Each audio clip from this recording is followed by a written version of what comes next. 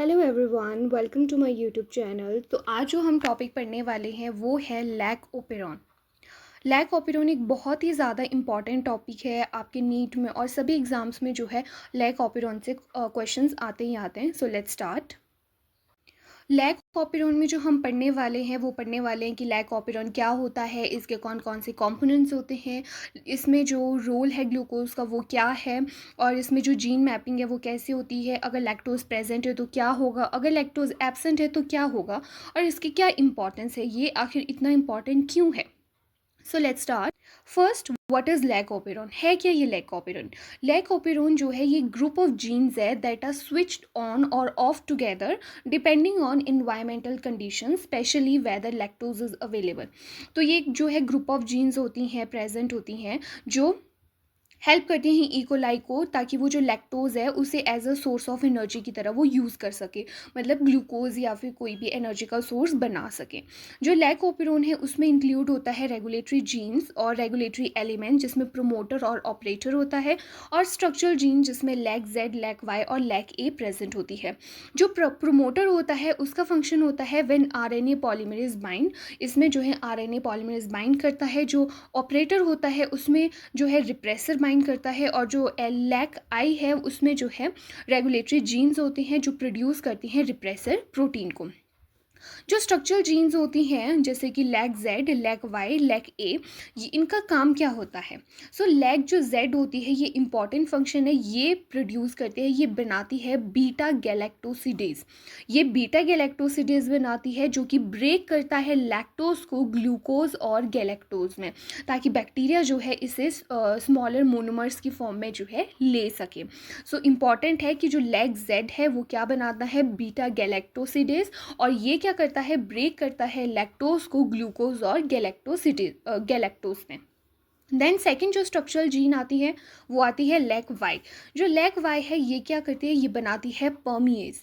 परमिएज जो होता है ये हेल्प करता है लैक्टोज को सेल के अंदर एंटर करने में, ताकि ये जो है सेल के अंदर चली जाए, तो उसके लिए लैक वाई हेल्प करता है।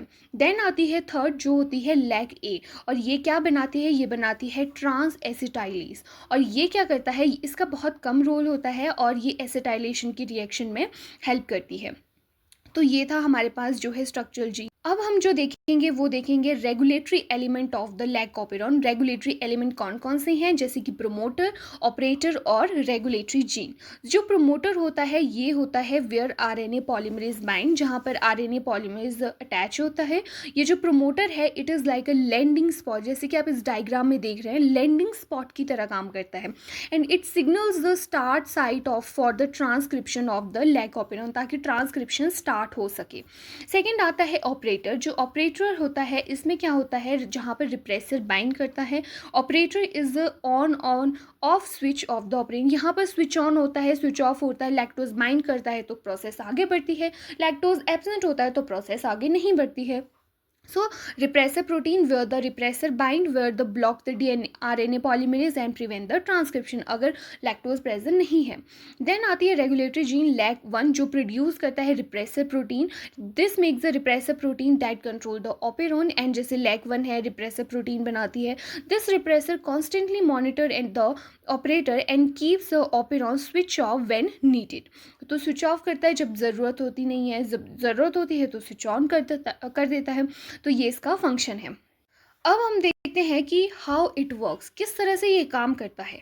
अब जो फर्स्ट हम स्टेट लेते हैं वो लेते हैं नो लैक्टोज प्रेजेंट। मान लीजिए लैक्टोज एब्सेंट है, वो प्रेजेंट ही नहीं है, तो क्या होगा? The cell doesn't waste energy making enzyme it doesn't need it. अगर वो ज़रूरत नहीं है तो वो नहीं बनाएगा, वो नहीं देगा लैक्टोज। अगर लैक्टोज नहीं है तो repressor protein bind to the operator, तो जो है रिप्रेसर बाइंड कर जाएगा, आरएनए पॉलीमरेज ब्लॉक हो जाएगा, there is no transcription, basically transcription होगी ही नहीं। जैसे यहाँ पर जो है रिप्रेसर बाइंड कर जाएगा ऑपरेटर के साथ, लैक्टोज नहीं होगा तो रिप्रेसर चला जाएगा, और उसके बाद जो है वो जो ट्रांसक्रिप्शन है वो होगी ही नहीं, तो देयर इज़ नो ट्रांसक्रिप्शन। दूसरा जो स्टेट है वो ले लेते हैं कि अगर मान लीजिए लैक्टोज प्रेजेंट है। अगर लैक्टोज प्रेजेंट है तो क्या होगा, lactose is here, let's turn on the genes, तो जो लैक जीन है वो ऑन हो जाएगी। जैसे लैक्टोज एंटर करेगा सेल में, वो कन्वर्ट हो जाएगा एलो लैक्टोज में। That is the true inducer. वो लैक्टोज किस में हो जाएगा, एलो लैक्टोज में। इस डायग्राम में आप बहुत ही अच्छे से मेंशन किया गया है, आपको सारे डायग्राम्स जो हैं आप इनके स्क्रीनशॉट ले सकते हैं और उसके बाद इनके नोट्स बना दीजिए। देन एलोलैक्टोज जो होते हैं वो बाइंड कर जाता है रिप्रेसर प्रोटीन में, और इस तरह से ये बाइंड कर जाता है, and this changes the repressor shape and in can't bind to the operator. तो ये ऑपरेटर के साथ बाइंड नहीं कर सकता। Then RNA polymerase is the free to bind to the promoter, वो प्रोमोटर के साथ बाइंड कर सकता है, और उसके बाद जो है ट्रांसक्रिप्शन शुरू हो जाती है। जैसे यहाँ पर आप देख रहे हो आरएनए पॉलीमरेज अटैच हो रहा है और उसके बाद जो है ये प्रोसेस कंटिन्यू हो रही है। सो रिजल्ट क्या आता है, the cell produces enzyme to digest the lactose. तो जो सेल है वो एंजाइम प्रोड्यूस करेगा ताकि लैक्टोज बन सके, beta galactosidase परमिएज transcription. So this is when lactose is present.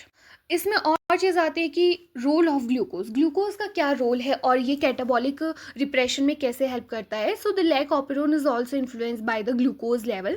जैसे कि अगर मान लीजिए लो ग्लूकोज है या हाई ग्लूकोज है, अगर लो ग्लूकोज है तो क्या होगा, इसमें जो है हाई CAMP बनेगा, एक्टिवेट करेगा CAP प्रोटीन्स को एंड बूस्ट करेगा ट्रांसक्रिप्शन को। रिजल्ट क्या आएगा, strong transcription of lac gene, then lots of enzyme made and lactose is use. तो बहुत सारा लैक्टोज जो है यूज हो जाएगा, मतलब हेल्पफुल होता है। लेकिन अगर हाई ग्लूकोज, अगर लो ग्लूकोज है, अगर हाई ग्लूकोज है तो क्या होगा, लो CAMP बनेगी, लो कैप इंड्यूस होगा, लो जो है इसमें ट्रांसक्रिप्शन होगी, और lactose not use, lactose use ही नहीं होगा।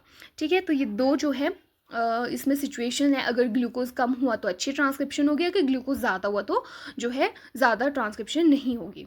अब इसमें इंपॉर्टेंट आता है कि आखिर ये लैक ऑपेरॉन इतना इंपॉर्टेंट क्यों है ये इतना इंपॉर्टेंट। तो जो लैक ऑपेरॉन है ये एक फंडामेंटल मॉडल है मॉलिक्यूलर बायोलॉजी में और जेनेटिक्स में, बिकॉज ये डेमोन्स्ट्रेट करता है and a single operon with a big story teaching cell to use energy wisely. क्योंकि ये जो है एक सेल को बताता है कि उसे कब और कितनी एनर्जी कहाँ कैसे यूज़ करनी चाहिए, और ये बहुत इंपॉर्टेंट है। तो स्मॉल जीन्स है लेकिन इनका बहुत बड़ा इम्पैक्ट पड़ता है। इंड्यूसिबल जीन एक्सप्रेशन कब ऑन करना है, कब ऑफ करना है। जैसे मान लीजिए आपको जो है खुद पता होता है कब लाइट ऑन करनी है, कब ऑफ करनी है, ताकि आपको जो है बिजली का बिल ज़्यादा ना आए। तो इसी तरह से ये जो है हेल्प करता है सेल्स को उसकी एनर्जी को यूज़ करने में, कब कितनी एनर्जी यूज़ करनी चाहिए और कब नहीं करनी चाहिए। And negative and positive regulation करता है efficient energy use in the cells, ताकि एफिशिएंटली वो जो है अपनी एनर्जी को यूज़ कर सकें। राइट, नेक्स्ट, ये था हमारा लैक ऑपेरॉन का टॉपिक। अगर आपको अच्छा लगा हो so do like share and comment, और आपको किस टॉपिक पे जो है अपनी अगली वीडियो चाहिए please do mention in the comment. Thank you.